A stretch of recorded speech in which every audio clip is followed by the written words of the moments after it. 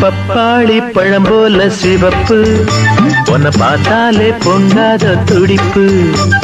பப்பாளி பழம் போல சிவப்பு, உன்னை பார்த்தாலே பொங்காத துடிப்பு. ஓம் பல்லாக்கு பொன்மேனி தள்ளாடும் நேரத்தில் உள்ளான் தவிக்கிற தவிப்பு. இது மன்மதராஜனின் அழைப்பு.